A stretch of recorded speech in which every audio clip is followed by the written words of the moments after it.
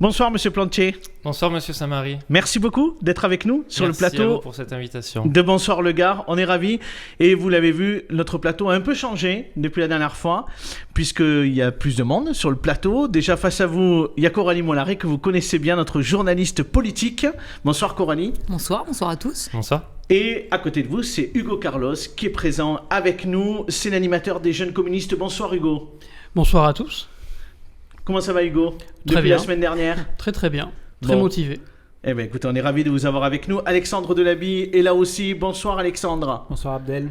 Bonsoir Monsieur Référent Plantier. des Bonsoir, jeunes avec Macron. Pareil, la première fois, c'était bien sur le plateau? Oui, très bien. Bon. On a hâte de recommencer et de revenir. Eh bien c'est tout de suite, maintenant. Et c'est Coralie qui va démarrer, qui va poser la première question à notre invité. Alors bonsoir Monsieur Plantier. Bonsoir Madame Mollary. Ça y est, c'est officiel, vous êtes candidat sur le canton de Nîmes 1 avec Sophie Roux, l'adjointe à la culture. Alors c'est le seul canton du Gard où la droite et le centre sont divisés. Qu'est-ce que vous avez de plus que votre rival Thierry Procida ? Écoutez, le but c'est pas d'avoir de comparaison. L'objectif c'est de présenter des candidatures qui nous semblent les plus légitimes possibles pour défendre cette ville de Nîmes au sein du département du Gard. On a présenté vendredi dernier, aux côtés de Jean-Paul Fournier et de Franck Proust, les 4 binômes sur Nîmes qui vont partir avec l'estampille majorité municipale pour proposer une alternance au niveau du département. Donc il y a une vraie volonté de mettre en avant cette étiquette municipale, de proposer un déploiement de l'action municipale à l'échelle du département. Ça fait maintenant près de 20 ans que Jean-Paul Fournier gère cette ville, et donc l'objectif c'est un petit peu de traduire au niveau du département cette politique ambitieuse pour le territoire. Alors on va en reparler de votre stratégie, mais c'est quand même important de savoir ce qu'on peut avoir de plus, notamment vis-à-vis des électeurs, parce qu'ils doivent voter pour vous. Est-ce que Thierry Procida, c'est quelqu'un de populaire, c'est quelqu'un d'avenant? Vous, c'est vrai que vous avez un peu cette image de quelqu'un de réservé, un peu trop strict. Est-ce que vous allez travailler dessus? Écoutez, je pense que, vous savez, quand on s'engage en politique, c'est jamais simple. On le voit ce soir avec nos 2 jeunes débatteurs, et d'ailleurs je les salue et je les remercie de cet engagement politique, parce qu'il y a encore quelques années j'étais à votre place, donc c'est bien de voir cette jeunesse qui s'engage. Et quand on s'engage en politique, c'est clair que c'est parfois difficile, c'est parfois un combat, un engagement, et il y a aussi une volonté de mettre un petit peu de côté la vie privée, une sorte de carapace. Mais ce qui est sûr aujourd'hui, c'est que si je m'engage en politique, c'est parce que j'aime cette ville, je suis très fier d'être Nîmois, j'aime les gens qui composent cette ville. Oui, mais la question c'est est-ce que vous allez travailler sur votre image pour paraître sympathique? Je pense que je le suis, Coralie, en tout cas je mais l'espère. vous avez un côté strict aux yeux de tous. Vous savez, quand on fait la politique, c'est aussi une question de rigueur. On s'engage pour représenter les intérêts d'une ville, d'un territoire, et donc si demain on s'inscrit au niveau du département, c'est parce qu'on est fier d'être sur cette ville de Nîmes. Et surtout de mener une politique au niveau du département. Moi, je suis né sur Nîmes, je grandis sur Nîmes. Aujourd'hui, j'ai 35 ans. Je suis engagé politiquement depuis 10 ans aux côtés de Jean-Paul Fournier. Je suis très fier d'être à ses côtés pour transformer cette ville-là. Et donc, vous savez, aujourd'hui, dans cette période un petit peu morose, enclin aux doutes, aux hésitations, et quand on voit les conditions à la fois sanitaires, économiques, sociales et identitaires, je pense que le mot c'est de s'engager et de donner envie aux gens de s'engager, et là-dessus je pense qu'on ne peut pas nous le reprocher. Justement, Alexandre a une question sur les départementales. Justement, vous avez décidé de vous présenter sur le canton de Nîmes 1, donc celui de l'actuel Monsieur Procida. Êtes-vous prêt en 2017 à faire...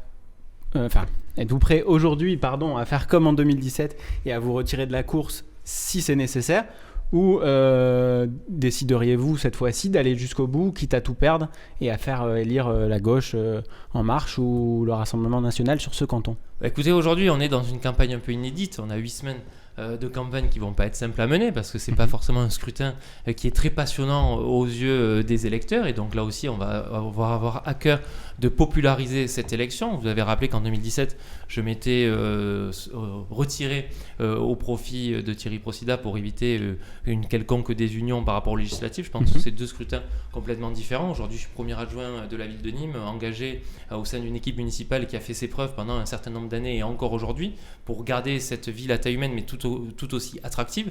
Et donc l'idée c'est qu'on puisse proposer une vraie alternance au niveau du département. Ça fait près de 2 siècles que ce département est aux mains ma question était vraiment, êtes-vous prêt aujourd'hui à aller jusqu'au bout, quitte à faire élire quelqu'un qui représente encore moins vos idées que M. Procida, puisque M. Procida a quand même des idées assez proches des vôtres. Ouais, ce qu'il faut bien comprendre, c'est que quand on se présente à une élection, on ne le fait pas au détriment des autres. On le fait parce qu'on croit en notre engagement et parce qu'on pense que notre projet, notre programme sera celui qui sera demain aux affaires. Donc aujourd'hui, la question ne se pose pas. Cette campagne des départementales vient de commencer. Me poser la question aujourd'hui de savoir si je vais me retirer, je pense que c'est largement prématuré. Pour prolonger peut-être la question d'Alexandre, on sait que les deux candidats de gauche avaient fait en 2015 34%. Cette fois-ci, ils partent unis.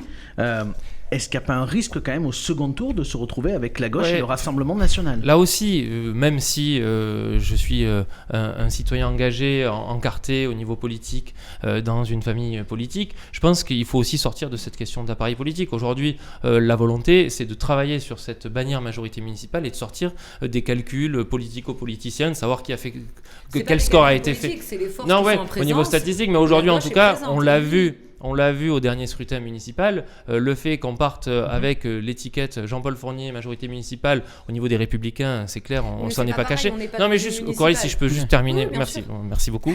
Juste si je peux terminer, c'est que là-dessus, on a réussi à être en tête au premier tour et on a réussi à gagner ce scrutin. Et pour autant, certains pensaient qu'en partant des Unis, on n'allait pas y arriver. Aujourd'hui, il y a un premier tour qui a lieu le 20 juin. On verra au soir du premier tour comment les choses peuvent se passer. En tout cas, ce qui est certain, c'est qu'on a une vraie volonté d'avoir une démarche commune à l'échelle de Nîmes. C'est un petit peu inédit parce que jusqu'à présent c'était au niveau du département qu'il y avait cette union, mais là aussi, excusez-moi, mais il n'y a rien d'inédit. Auparavant, il y a déjà eu des primaires sur d'autres cantons sur Nîmes, on le sait. 2004, mon collègue Franck Proust. Votre atout, c'est de surfer un peu sur les municipales ? Notre atout, je ne sais pas, mais en tout cas, c'est un petit peu ce qu'on va essayer de mettre en place, de montrer que la politique locale, ça peut fonctionner, on le voit par rapport aux résultats sur Nîmes, et de montrer qu'à l'échelle du département, c'est possible de traduire cette volonté municipale, cette ambition municipale à l'échelle du département. Est-ce qu'on ne se trompe pas d'élection ? Parce qu'on comprend que vous voulez surfer sur les municipales, on sait qu'il y aura beaucoup d'abstention, donc il va falloir mobiliser vos réseaux, on sait que chaque homme compte, mais est-ce que malheureusement... Chaque homme et chaque femme. Et chaque femme. N'oublions pas quand même que je pars... dire le contraire. N'oublions pas quand même qu'on part en binôme et qu'on a une candidature commune avec ma collègue Sophie Roule. Je l'ai dit. Mais du coup, est-ce que quand même... Du coup, j'ai perdu le fil avec ces histoires de femmes. Mais est-ce que justement, vous, en plus, qui avez fait des études, notamment dans les collectivités territoriales, sur le droit des collectivités territoriales, est-ce qu'on se trompe pas d'élection et est-ce que c'est pas faire offense au scrutin départemental et puis régional ? Les municipales, c'est pas des départementales. Les compétences de la mairie, c'est pas les compétences du département. Je partage pleinement ce constat. Sauf qu'aujourd'hui, on se rend compte que Nîmes étant la ville-centre du département, on a été quand même malheureusement aux oubliés absents pendant de nombreuses dizaines d'années sur ce territoire-là par rapport à la politique départementale. Vous avez surtout eu des sous pour le musée de la Romanité. Damien Larry ne voulait pas les donner, Denis Motte vous l'a donné quand même. Ouais, c'est un exemple. Je pense que j'en ai d'autres. Le Palais des Congrès, Françoise Laurent-Périgot, elle a dit qu'elle allait vous donner de l'argent. On verra que les choses telles qu'elles sont. Madame Périgot était présidente de ce département depuis quelques semaines, donc attention aux ambitions de certains. Juste pour finir là-dessus, quand même, par rapport à ce que dit Coralie, aujourd'hui, il faut absolument envisager la politique publique, la politique locale, comme un ensemble de politiques sectionnées entre différentes collectivités. Oui, certes, il y a aujourd'hui une commune, il y a un département, mais je pense qu'il faut qu'il y ait une complémentarité d'action entre les deux. Aujourd'hui, d'avoir une union sacrée, entre guillemets, entre les collectivités territoriales par rapport à des ambitions et des opinions politiques, ça peut avoir un bénéfice par rapport au territoire. Bien évidemment, il va y avoir un certain nombre de propositions qui seront enclins avec les compétences du département, notamment au niveau du social, au niveau de la mobilité aussi. On peut en parler tout à l'heure, on en parlera lorsqu'on abordera Magna Porta et l'avenir de la gare Nîmes-Pont du Gard. Mais en tout cas, ce qui est certain, non, aujourd'hui, résumer cette élection départementale seulement avec une bannière majorité municipale, ça serait trop réducteur. Pendant ces 8 semaines, bien évidemment, on va avoir un projet, un programme pour ce département parce qu'on a de l'ambition par rapport à cela. Et c'est quoi qu'ont besoin aujourd'hui les habitants, notamment du canton 1 ? Écoutez, ce canton 1, c'est un canton urbain, on le sait, c'est à peu près un quart du territoire nîmois. Il y a un certain nombre de dossiers qui sont extrêmement sensibles par rapport au département. On peut parler de la notion de rocade avec ses contournements ouest et ses contournements nord. Aujourd'hui, ça fait près de 10 ans, 20 ans, 30 ans, 40 ans qu'on entend parler de ces projets de rocade sur le territoire nîmois, mais malheureusement, c'est l'Arlésienne. Aujourd'hui, Françoise Laurent-Périgot l'a réactivé. Oui, il l'a réactivé à 2 mois de l'élection départementale en disant que voilà, ça va coûter 90 millions d'euros et que enfin le département, je trouve que c'est un petit peu facile de le dire. Vous n'y croyez pas ? J'ai du mal à y croire parce que pendant près de 20 ans, il n'y a jamais rien eu qui a été fait en ce sens. Donc aujourd'hui, ça c'est un axe très fort de notre campagne, la notion de la mobilité. Je pense qu'il faut absolument créer des vraies assises autour de la mobilité au niveau du département, notamment aussi par rapport à la 3e voie, on en parlera tout à l'heure avec Magna Porta. mais aussi sur le canton de Nîmes. Donc il y a le contournement ouest et le contournement nord. Il y a aussi le devenir du parc minier de Salinel, qui est au cœur de ce premier canton. Et là aussi, il va falloir qu'on propose un projet, même si Qu'est-ce que on vous sait très bien. proposez, vous ? Parce que Françoise Laurent-Pérego, elle nous l'a dit, elle veut réactiver ce parc en faisant un parc public, en mettant un gardien. Vous, initialement, ce n'était pas votre projet, puisque au PLU, vous aviez dit que cette zone devait être constructible pour faire des logements. Ça n'a pas été le cas. Donc... Sur demande du département, qui est quand même propriétaire de ces parcelles-là, je tiens à le rappeler. Donc il y avait un projet immobilier qui a été présenté là, et donc le PLU on nous a demandé de le mettre en compatibilité sous par rapport à cela. Voilà, donc du coup là-dessus, le tribunal administratif a rejeté cette demande-là. Nous prenons acte par rapport à cela. Donc demain, il faut qu'on propose quelque chose. Oui, l'idée d'un poumon vert en cœur de ville, c'est quelque chose qui est important, mais c'est la seule possibilité, parce qu'aujourd'hui, étant inconstructible, c'est une zone naturelle, donc c'est très difficile de proposer quelconque projet. Mais je pense que derrière, il ne faut pas que ça soit une coquille vide. Il faut qu'on travaille notamment autour du sport santé, autour du sport pour les seniors, de proposer des ateliers thématiques par rapport à cela, pour rapprocher un petit peu aussi, notamment par rapport à la sédentarité.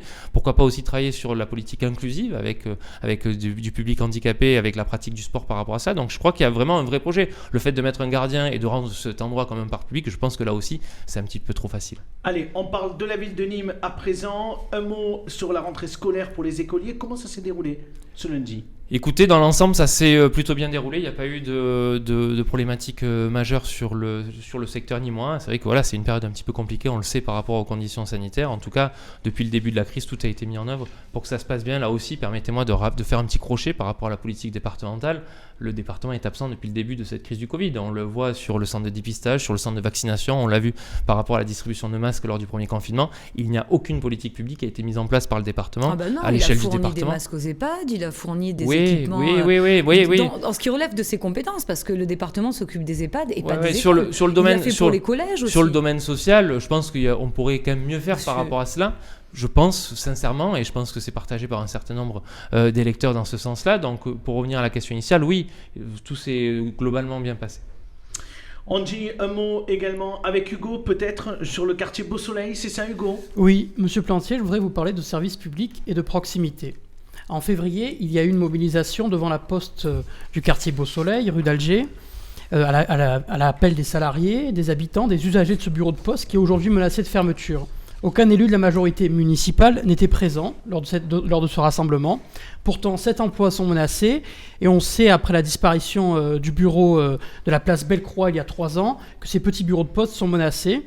Donc, moi, ma question, c'est est-ce que la mairie va prendre une initiative pour demander à la Poste de ne pas fermer ce bureau de poste, ou est-ce qu'il va faire comme il y a 3 ans avec le bureau de la place Bellecroix, c'est-à-dire ne rien faire ?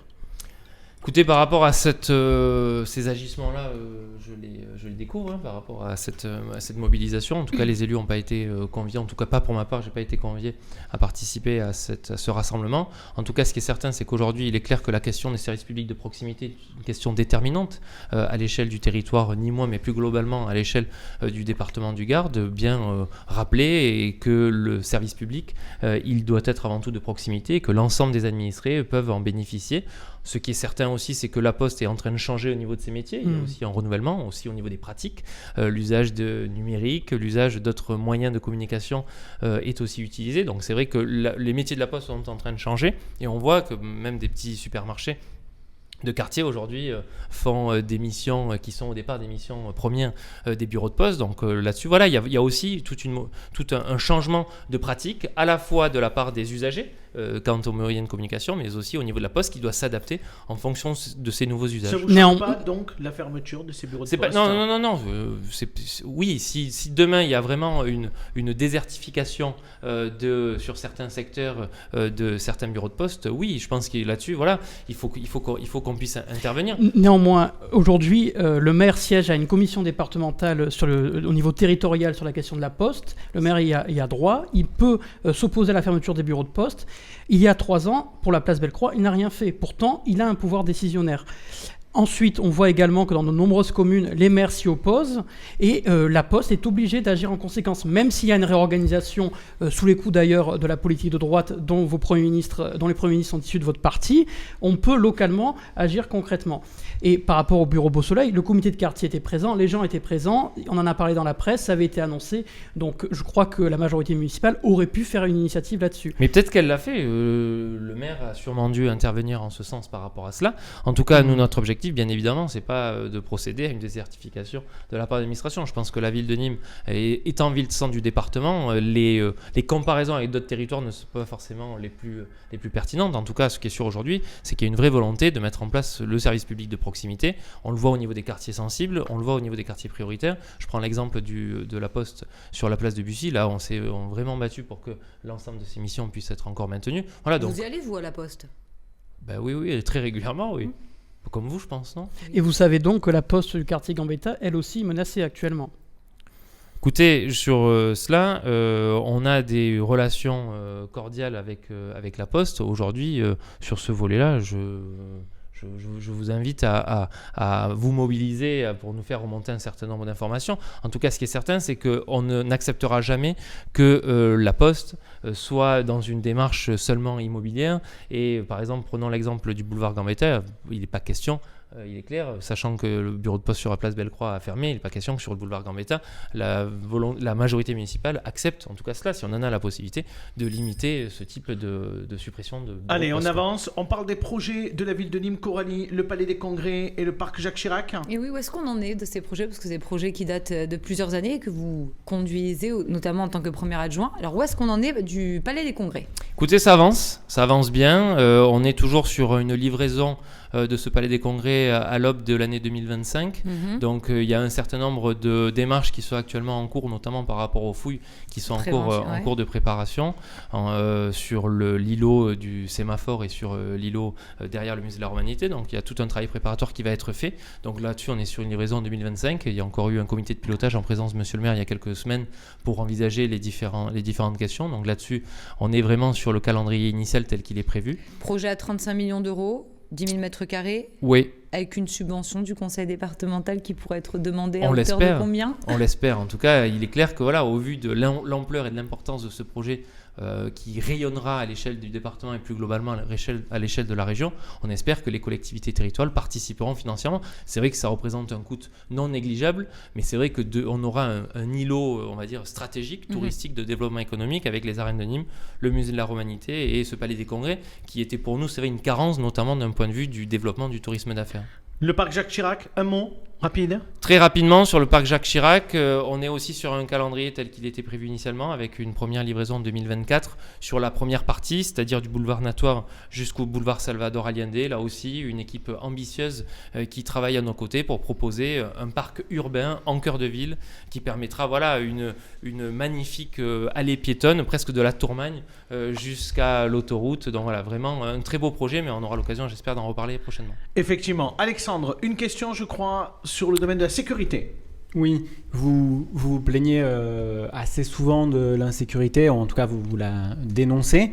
Vous en appelez régulièrement à l'État et dernièrement vous avez obtenu l'arrivée de 14 policiers nationaux supplémentaires et de 10 encore en plus dans le cadre d'un contrat donnant-donnant.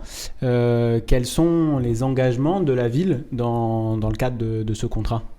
Écoutez, les engagements de la ville dans ce cadre de ce contrat, je crois qu'on n'a pas attendu que ce contrat soit décidé lors de la dernière rencontre entre Jean-Paul Fournier et Gérald Darmanin en tant que ministre de l'Intérieur. Je crois qu'aujourd'hui, la ville de Nîmes œuvre beaucoup dans le domaine de la sécurité, avec près de 350 caméras de vidéoprotection. On est une des villes les mieux protégées sur le territoire national, avec près de 180 policiers municipaux, ce qui fait quand même une ville extrêmement bien dotée par rapport à cela. Mais il est clair que la politique en termes de sécurité publique, elle est multiple, elle est globale. La ville ne peut pas faire seule, l'État ne peut pas faire seul. En tout cas, ce qui est certain, c'est qu'aujourd'hui, la sécurité flambe. Si je peux finir par rapport à cela, aujourd'hui, ce qui est certain, c'est que si on n'a pas cette approche globale d'un point de vue sécuritaire, mais que l'on doit aussi rapprocher de la répression et de la traduction judiciaire par rapport à ces faits-là, on n'y arrivera pas. Aujourd'hui, on avait sollicité l'État à hauteur de création de 50 policiers nationaux sur le territoire nîmois. Malheureusement, nous en avons eu qu'une quinzaine. On espère avoir plus. Vous avez vu dans quelles conditions on a réussi à obtenir cela. Ça fait près d'un an et demi qu'on interpelle les pouvoirs publics par rapport à cette situation.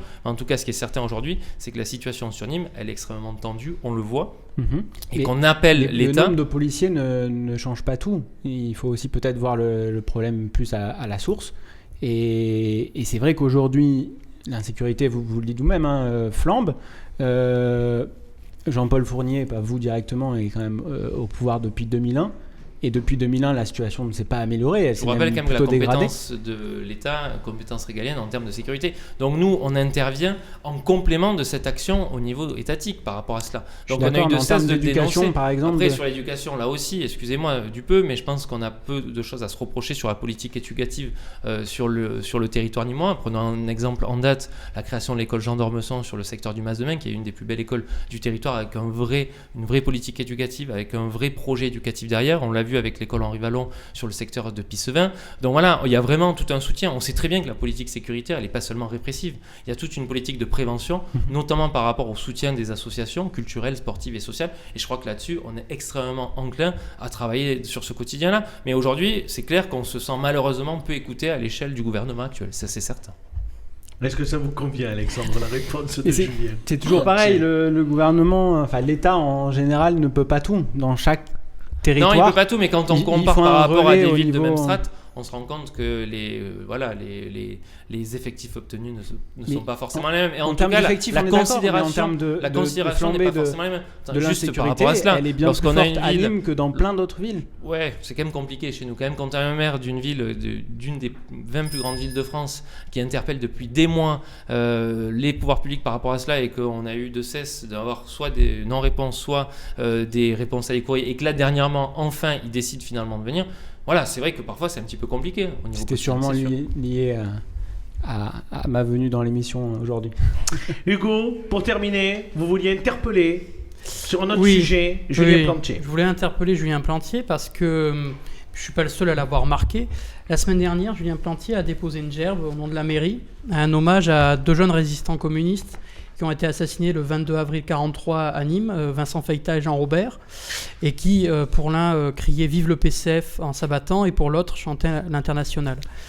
Et il y a quelque temps, le 19 février, lors du vote du budget, vous vous étiez fait remarquer par une intervention particulièrement virulente, anticommuniste, faisant appel à un certain nombre d'images assez usées, qui avaient un petit peu été en décalage par rapport au ton général du conseil municipal. Donc moi, ma question, c'est à un moment donné, Monsieur Plantier, est-ce qu'il ne faut pas aller un petit peu au-delà de ces caricatures usées en politique ? Écoutez, ouais, au vu de la question, je pense que je te retourne le compliment par rapport aux pratiques qu'on peut faire. Depuis que Jean-Paul Fournier est maire de cette ville, c'est-à-dire depuis 2001, il y a toujours eu cette habitude, cette tradition de célébrer ces deux martyrs de la résistance. Jean-Paul Fournier ne pouvant y assister, il m'a demandé de le représenter avec ma collègue Monique Boissière, et j'ai déjà eu l'occasion de participer à ces cérémonies par le passé. Donc je pense qu'il faut qu'on aille au-delà de ces clivages politiques. Après, il est clair qu'on n'a pas les mêmes approches. On n'a pas la même vision d'un point de vue des principes, d'un point de vue du territoire, et c'est clair que lorsqu'on nous demande sûrement, toi et moi, notre vision sur le territoire par rapport à nos appartenances politiques respectives, je pense qu'on n'a pas les mêmes. En tout cas, je pense voilà, il y a à la fois ce respect. Est-ce qu'il n'y a pas une forme d'opportunisme politique, parce qu'on sait quand même que Nîmes est communiste, et on sait que Jean-Paul Fournier, il n'a pas rendu hommage, il n'a pas fait que ses célébrations. Il y a aussi Emmanuel Carrière, Jean Carrière, par exemple, j'en vois avec son fils. Mais du coup, est-ce qu'il n'y a pas quand même une forme d'opportunisme pour flatter un électorat ? Honnêtement, en termes d'opportunisme. Parce qu'on sait que des communistes votent aussi Jean-Paul Fournier. En termes d'opportunisme politique, je pense que je ne suis pas forcément le mieux placé. Je suis engagé en politique depuis 2005. Dès la sortie de mon bac, je me suis engagé à droite au niveau de l'UMP. Vous les aimez un peu moins, les communistes. Non, d'ailleurs, c'est vous pas dites ça. socialo-communistes à chaque fois. Juste, là aussi, permettez-moi de finir juste mes réponses. Là-dessus, en termes d'opportunisme, j'ai jamais trahi qui que ce soit au niveau de politique. J'ai toujours eu une certaine droite ligne par rapport à mon engagement politique, comme j'ai pu le faire avec mes mentors politiques que sont Jean-Paul Fournier. Voilà, là-dessus, je pense que maire de Nîmes, on pourrait imaginer que vous baptisiez mais là aussi, rue Jean Jaurès ou Karl Marx. Elle existe déjà dans l'avenue Jean Jaurès. Mais une autre, une place ça tombe bien. Mais non. Karl Marx, c'est pas mal. C'est pas mal. Là aussi, essayons de limiter ce genre de vision à long terme par rapport à cela. Aujourd'hui, c'est clair, on est engagé politiquement. Peut-être demain, ça ne sera pas forcément le cas. Mais en tout cas, ce qui est certain, c'est que moi, je le fais avant tout pour le territoire. Parce que, voilà, comme je vous l'ai dit, ayant été né dans cette ville et voulant vivre dans cette ville avec ma famille, voilà, il y a vraiment une volonté de m'engager pour le territoire et essayons de sortir de ce clivage politique. Alors c'est sûr qu'au conseil municipal, Alex, voilà, on n'est tu pas veux rajouter forcément... quelque chose, Oui, du coup je veux juste faire le lien parce que M. Plantier, c'est assez drôle parce qu'il fait appel aux mêmes références que M. Rivinc la semaine dernière, c'est-à-dire le territoire, pour la ville, etc. Mais derrière les questions politiques qui sont posées, c'est des inspirations et des fondements différents. M. Plantier défend une vision de droite, etc. Etc. Oui, c'est vrai que vous avez raison de le préciser. Ouais. Non, C'est mais vrai que c'est assez une simple. vision de droite libérale. je sais Ouais, pas. ouais. Vous parlez Bah, tout à l'heure. une droite humaniste, une voilà. droite sociale, Tout à l'heure, libérale, certes, oui, vous mais parlez bon. de services publics. Bon, peut-être que c'est pas l'opportunisme, mais tout à l'heure vous parlez des services publics à propos de la Poste. Vous dites que la mairie va le défendre. Après, dans les faits, dans la réalité, la place Bellecroix, la Poste de la place Bellecroix a fermé. Donc après, on verra un petit peu comment ça se Ne passera. réduisez pas la politique de proximité à ce bureau de poste de la place Bellecroix. Non, mais bon, ça serait un peu dommage, quoi. Voilà. Voilà, Essayons de donner une image de conciliation, même si il est clair que nous avons des différences. Et d'ailleurs, c'est très bien que ça se passe comme ça, ce type de débat, parce que voilà, quand on s'engage à la politique, c'est parce qu'on a des idées, parce qu'on croit en une certaine vision à la fois du territoire et sur un certain nombre de principes fondamentaux. Mais oui, désolé de vous le dire, en étant premier adjoint de la ville de Nîmes, engagé depuis près de 12 ans au sein de la ville de Nîmes avec Jean-Paul Fournier, oui, j'aime mon territoire et je ne vais pas m'en cacher. Et j'en suis fier de le dire. Et si je m'engage aujourd'hui en politique, c'est parce que je crois en ce territoire et surtout à son attractivité. C'est clair. Je suis désolé. merci beaucoup, Monsieur Plantier, Merci à d'avoir vous. répondu à toutes tes questions.